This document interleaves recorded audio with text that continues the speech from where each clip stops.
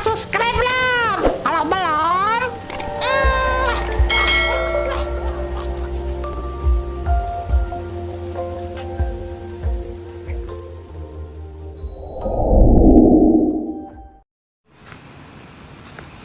Jenis-jenis proposal. Proposal adalah sebuah rencana dan rancangan kerja secara sistematis dan detail. Tujuan dibuatnya proposal sebagai pedoman dan acuan dari sebuah rencana pelaksanaan kegiatan atau usaha tertentu. Ada beberapa macam bentuk-bentuk proposal secara umum. Dilihat dari isi dan tujuannya ataupun dilihat dari format penulisannya. Arti proposal menurut KBBI, Kamus Besar Bahasa Indonesia, adalah rencana yang dituangkan dalam bentuk rancangan kerja. Sementara pengertian proposal secara umum adalah suatu rencana yang dituangkan dalam bentuk rancangan kegiatan dalam bentuk tulisan dan dijelaskan secara sistematis dan terperinci. Tujuan dibuatnya proposal menjadi pedoman dan acuan pelaksanaan suatu kegiatan atau bisnis. Proposal menjadi gambaran umum terhadap sebuah rancangan kerja dan kegiatan sehingga sesuai dengan maksud dan tujuan awal penyelenggara atau pelaksana. Pada dasarnya, ada beberapa macam-macam proposal. Secara umum jenis-jenis proposal dibedakan berdasarkan tujuan dibuatnya proposal. Struktur proposal biasanya mengandung ide dan gagasan pokok serta detail-detail lain seperti latar belakang, output yang diinginkan hingga biaya yang diperlukan. Jenis-jenis proposal secara umum. Jika dilihat dari isi dan tujuannya, jenis-jenis proposal secara umum dibedakan menjadi 4 yakni proposal kegiatan, proposal bisnis, usaha, proposal penelitian serta proposal proyek. 1. Proposal kegiatan. Proposal kegiatan adalah salah satu jenis proposal yang umum dibuat, baik secara individu maupun kelompok. Tujuan proposal ini diajukan untuk menyelenggarakan sebuah kegiatan. Adanya proposal kegiatan ini akan membantu dalam penyusunan rencana program kegiatan yang akan diadakan. Contoh proposal kegiatan. 1. Proposal pertunjukan seni budaya. 2. Proposal penyelenggaraan lomba desa. 3. Proposal perayaan ulang tahun sekolah. 2. Proposal bisnis usaha. Proposal bisnis atau usaha adalah salah satu jenis proposal yang berkaitan dengan dunia bisnis dan rencana kerja, baik secara individu atau kelompok. Jenis proposal ini dibuat untuk memberi gambaran usaha yang akan dikerjakan pada investor atau pihak yang diajak bekerja sama.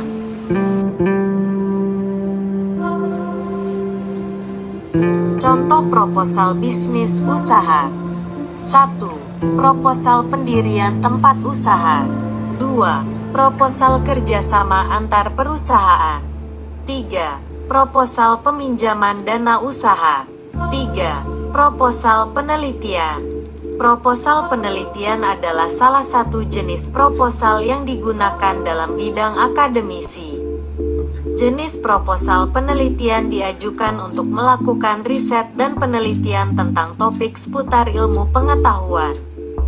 Proposal penelitian bisa berupa penelitian pengembangan, penelitian kualitatif atau penelitian kuantitatif. Contoh proposal penelitian. 1. Proposan penelitian untuk skripsi. 2. Proposan penelitian untuk tesis. 3. Proposan penelitian riset pengembangan. 4. Proposal proyek. Proposal proyek adalah salah satu jenis proposal yang juga berkaitan dengan dunia bisnis. Jenis proposal ini agak mirip dengan proposal bisnis atau usaha. Bedanya, proposal proyek lebih difokuskan pada suatu proyek bisnis, pengajuan pembangunan dan sejenisnya. Contoh proposal proyek. 1. Proposal proyek pembangunan jalan. 2. Proposal proyek pendirian bangunan. 3. Proposal proyek izin pertambangan. Jenis-jenis proposal berdasarkan formatnya. Ada 3 macam-macam proposal jika dilihat berdasarkan formatnya, yakni proposal formal, proposal semi-formal, serta proposal non-formal. 1. Proposal formal. Jenis proposal resmi dan baku yang menampilkan 3 bagian utama, yakni pendahuluan, isi proposal, dan data pelengkap. 2. Proposal semi-formal. Jenis proposal yang tidak selengkap proposal formal, namun masih menggunakan format yang bersifat baku. 3. Proposal non-formal. Jenis proposal yang tidak terlalu resmi dan baku, umumnya disampaikan dalam bentuk surat atau memorandum. Nah, itulah referensi jenis-jenis proposal dan contohnya secara umum serta berdasarkan formatnya beserta penjelasannya secara lengkap. Ada beberapa variasi jenis proposal tergantung maksud dan tujuan dibuatnya, meliputi proposal kegiatan, proposal bisnis, usaha, proposal penelitian, serta proposal proyek. Soal-soal penilaian tengah semester, PTS. 1. Cermati kalimat di bawah ini. Surat lamaran pekerjaan tidak memiliki format yang resmi. Surat lamaran pekerjaan memiliki aturan-aturan yang harus diperhatikan dalam penulisannya. Konjungsi, kata sambung, yang tepat untuk mengisi bagian yang rumpang, kosong, adalah A. Meskipun demikian. B. Selanjutnya. C. Akan tetapi. D. Dengan demikian. E. Oleh sebab itu. 2. Cermati ilustrasi berikut. Sebuah perusahaan membutuhkan karyawan di bagian pemasaran. Bidang pekerjaan yang ditawarkan adalah untuk memasarkan produk dari perusahaan tersebut. Pelamar yang berminat dipersilakan untuk membuat surat lamaran yang disertai dengan lampiran yang dibutuhkan bagi orang pemasaran. 2. Cermati ilustrasi berikut. Sebuah perusahaan membutuhkan karyawan di bagian pemasaran. Bidang pekerjaan yang ditawarkan adalah untuk memasarkan produk dari perusahaan tersebut. Pelamar yang berminat dipersilakan untuk membuat surat lamaran yang disertai dengan lampiran yang dibutuhkan bagi orang pemasaran. Berikut ini adalah lampiran yang disertakan oleh seorang pelamar. 1. Fotokopi SIM. 2. Fotokopi KTP. 3. Fotokopi kartu pelajar. 4. Fotokopi ijazah terakhir. 5. Fotokopi kartu keluarga. Berdasarkan ilustrasi tersebut, ada 2 lampiran yang tidak sesuai untuk dilampirkan yang ditandai dengan nomor A. 1 dan 2, B. 2 dan 31. 1 dan 2, B. 2 dan 3, C. 3 dan 4, D. 3 dan 5, E. 4 dan 5. 3. Cermati pengumuman berikut dengan teliti. PT Pelita Jaya, Jalan MT Haryono 10 Jakarta, No. 120 PK 08-2020. Tanggal 28 Oktober tahun 2020. Pengumuman. Dibutuhkan tenaga administrasi minimal lulus SMK untuk ditempatkan di kantor cabang Depok dengan persyaratan. Kalimat pembuka surat lamaran kerja sesuai dengan pengumuman tersebut yang tepat adalah A. Sehubungan dengan pengumuman saudara pada tanggal 28 Oktober tahun 2020. B. Bersamaan ini saya mengajukan lamaran kerja berdasarkan pengumuman. C. Mengingat surat saudara nomor 120 PK 08/2020 pada tanggal 28 Oktober tahun 2020. D. Berdasarkan pengumuman nomor 120 PK 08/2020 pada tanggal 28 Oktober tahun 2020. Saya memberanikan diri mengajukan permohonan kerja kepada Bapak. 4. Bacalah ilustrasi berikut. Seorang calon pelamar pekerjaan mengajukan sebuah surat lamaran pekerjaan yang ditujukan ke suatu PT yang bergerak di bidang telekomunikasi. Karena lowongan tersebut sudah terisi, maka lamaran tersebut terpaksa ditolak. Kalimat penolakan lamaran pekerjaan yang sesuai dengan ilustrasi di atas adalah: A. Bersama ini kami beritahukan bahwa lamaran saudara tidak dapat diterima. B. Sesuai dengan surat saudara. Dengan ini diberitahukan bahwa lamaran saudara ditolak. C. Lowongan pekerjaan yang saudara kehendaki tidak ada dan kebetulan belum dibutuhkan. D. Berhubungan dengan surat saudara, maka lamaran pekerjaan saudara kami tolak sementara. E. Dengan surat ini kami memberitahukan bahwa lowongan jabatan yang saudara inginkan sudah terisi. 5. Cermatilah kutipan penutup surat berikut. Kalimat yang tepat untuk memperbaiki kalimat penutup surat tersebut adalah: atas perhatiannya. Diucapkan terima kasih. A. Atas perhatian Bapak. Saya ucapkan terima kasih banyak. B. Atas perhatian. Saya tak lupa mengucapkan terima kasih. C. Atas perhatian Bapak. Saya mengucapkan terima kasih. D. Atas perhatiannya. Saya mengucapkan terima kasih. E. Atas perhatian. Diucapkan terima kasih kepada Ibu. 6. Perhatikan ilustrasi berikut. Sebuah surat akan dikirim ke alamat PT Astra Motor, Jalan Kramat Raya nomor 132, Jakarta 10545. Cara penulisan alamat surat yang benar adalah: A. PT Astra Motor, Jalan Kramat Raya 132, Jakarta 10453. B. PT Astra Motor, Jalan Kramat Raya, Jakarta 10453. C. Kepada PT Astra Motor, Jalan Kramat Raya 132, Jakarta 10545. D. PT Astra Motor, Jalan Kramat Raya 132, Jakarta 10545. E. PT Astra Motor, Jalan Kramat Raya 132, Jakarta 10545. 7. Cermatilah kutipan surat lamaran pekerjaan teks berikut. Saya yang bertanda tangan di bawah ini. Nama: Bobby.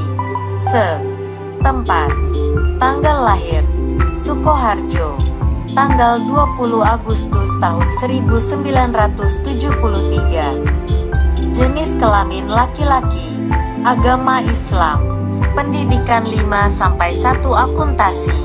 Alamat: Jalan Wironanggan 15, Sukoharjo.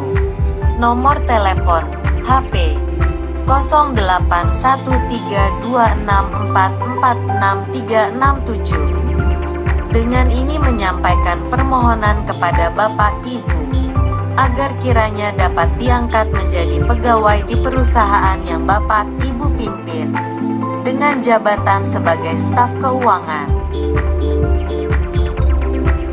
Sebuah surat lamaran pekerjaan mengandung bagian yang berfungsi sebagai informasi awal terkait dengan pekerjaan yang akan dilamar.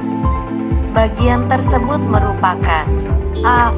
Pernyataan ulang, B. Argumentasi, C. Tesis, D. Tujuan, E. Orientasi. 8. Cermatilah kutipan surat lamaran pekerjaan teks berikut sebagai bahan pertimbangan Bapak Ibu. Bersama ini saya lampirkan. 1. Fotokopi ijazah terakhir. 2. Pas foto ukuran 3x4 sebanyak 4 lembar. 3. Surat keterangan kesehatan. 4. Surat keterangan kelakuan baik.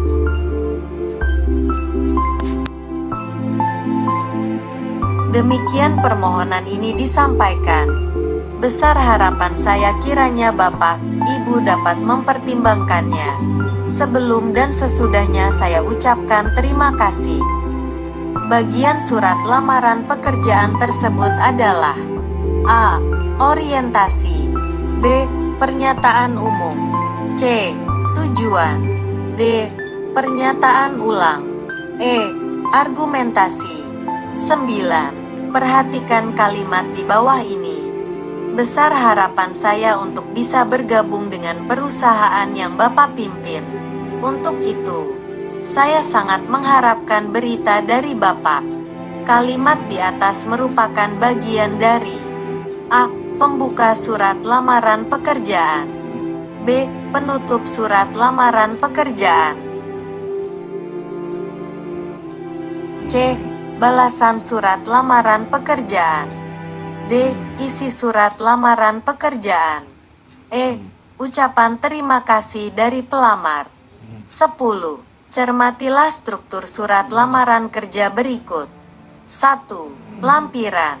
3. Cirebon 2108 2020. 2. Perihal. 4. IT. Bapak Direktur PT Jaya Abadi. Jalan Pemuda 123 Semarang. 5. Dengan hormat. 6. Dengan ini. 7. Hormat saya. Struktur surat lamaran kerja di atas yang penulisannya salah adalah: A. 1 dan 2. B. 1 dan 4. C. 2 dan 4. D. 3 dan 4. E. 4 dan 7. 11. Cermatilah kutipan surat lamaran pekerjaan berikut. Dengan hormat, saya, Maman Suherman, adalah Master Ekonomi jurusan Manajemen Pemasaran. Saya ingin bergabung dengan perusahaan Bapak untuk menjadi Direktur Pemasaran Cabang Majalengka. Berdasarkan isinya, surat lamaran pekerjaan di atas ditulis berdasarkan: A. Inisiatif sendiri. B. Pengumuman. C. Iklan di koran. D. Panggilan. E. Selebaran. 12. Cermatilah teks berikut. Tantangan karir. PT Garuda Nusantara membutuhkan tenaga pembukuan. Syarat: 1. Sarjana akuntansi. 2. Pengalaman min. 2 THN.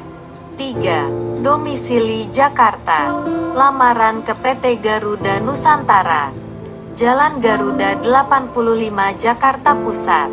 Pembuka surat lamaran kerja yang paling tepat berkaitan dengan iklan di atas adalah: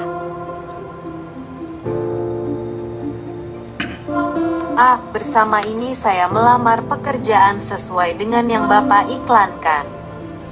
B. Dengan ini saya mengajukan lamaran kerja. C. Berdasarkan iklan yang Bapak beritahukan, saya bermaksud melamar pekerjaan tersebut. D. Berdasarkan lowongan kerja yang Bapak iklankan untuk tenaga pembukuan, dengan ini saya mengajukan lamaran untuk mengisi lowongan kerja tersebut. E. Sesuai dengan iklan yang Bapak tawarkan, dengan ini saya bermaksud melamar pekerjaan tersebut. 13. Perhatikan data-data berikut. Nama: Endah Mustakimah, ST. Umur: 25 tahun. Pendidikan: S1 Teknik Industri. Alamat: Jalan Tentara Pelajar 06 Boyolali. Data di atas merupakan bagian dari surat lamaran pekerjaan, yaitu bagian A. Pembuka surat. B. Identitas pelamar. C. Daftar riwayat hidup. D. Penutup surater. E. Asal-usul pelamar. 14. Cermatilah penggalan surat lamaran pekerjaan berikut. Dengan hormat, berdasarkan iklan perusahaan Bapak yang dimuat pada harian Suara Merdeka, tanggal 19 Juli tahun 2020. Dengan ini saya. Nama, Sudirman. SPD, umur, 25 tahun. Pendidikan, S1 Fakultas Bahasa dan Sastra Indonesia, Universitas Pendidikan Indonesia. Alamat, Blok Limbangan, Desa Tempel, Kecamatan Lelea, Kap Indramayu. Kata yang penulisannya tidak sesuai ejaan bahasa Indonesia.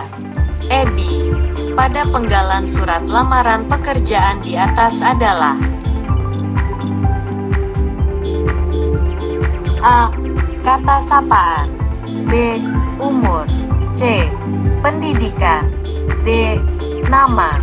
E. Alamat. 15. Cermatilah kalimat surat balasan lamaran berikut. Anda ditunggu kehadirannya untuk tes tulis dan wawancara pada hari Senin, tanggal 15 Juli tahun 2020 jam 8 waktu Indonesia Barat. Perbaikan surat balasan lamaran pekerjaan tersebut yang santun adalah A. Selamat, Anda ditunggu ya pada hari Senin, tanggal 15 Juli tahun 2020 jam 8 untuk melakukan tes tulis dan wawancara.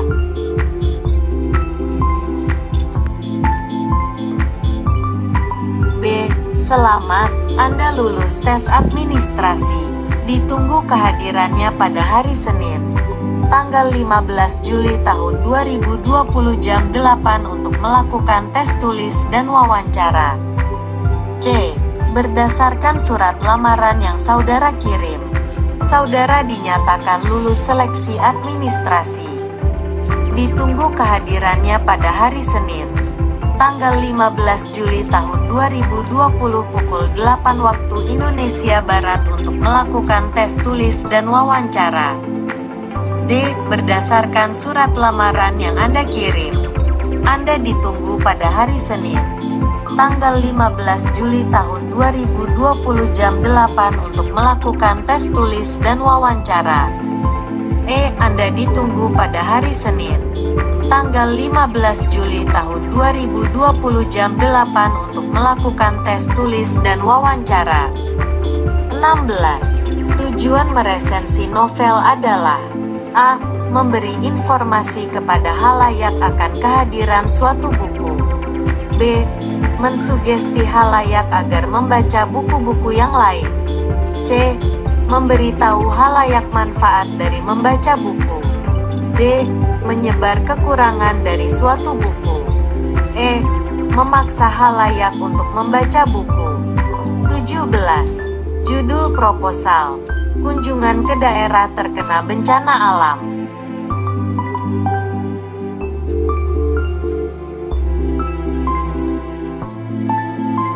Jenis kegiatan. 1. Pasar murah. 2. Pengobatan gratis. 3. Seminar tanggap bencana. 4. Lomba memasak non-beras.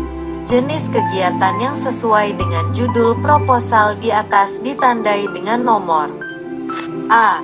1. B. 2. C. 3. D. 4. E. 5. 18. Bacalah kerangka proposal kegiatan berikut ini. Topik proposal: pelatihan pemanfaatan limbah kertas. Kerangka proposal. 1. Latar belakang. 2. 3. Sasaran kegiatan. 4. Tempat dan waktu kegiatan. 5. Narasumber. 6. Susunan panitia. 7. Jadwal kegiatan. Bagian yang tepat untuk melengkapi kerangka proposal tersebut adalah A. Rumusan masalah, B. Landasan teori, C. Tujuan kegiatan, D. Metode pelatihan, E. Anggaran kegiatan. 19. Cermati bagian proposal berikut ini. Proposal memperingati Hari Kemerdekaan Republik Indonesia. Jenis kegiatan 1. Kerja bakti massal 2. Lomba panjat pohon pinang 3. Ziarah ke makam tokoh masyarakat 4. Pelaksanaan panggung perenungan perjuangan 5. Begadang semalam suntuk. Jenis kegiatan yang tidak sesuai dengan judul proposal adalah A. 1. B. 2. C. 3. D. 4. E. 5.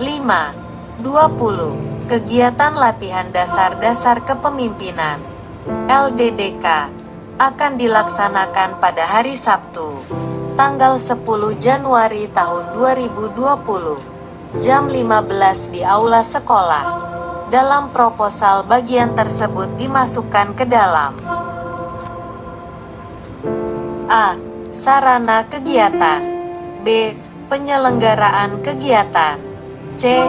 Waktu dan tempat kegiatan, D. Komponen kegiatan, E. Prosedur kegiatan. 21. Bahasa yang digunakan dalam membuat proposal harus A. Lugas, terpercaya, dan akurat, B.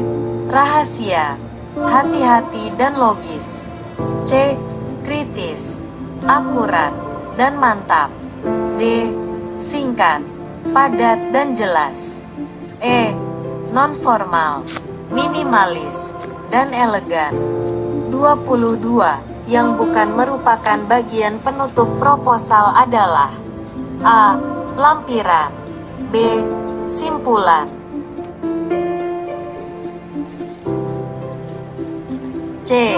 Tabel, D. Foto, E. Kata pengantar. 23. Sampul dan halaman judul.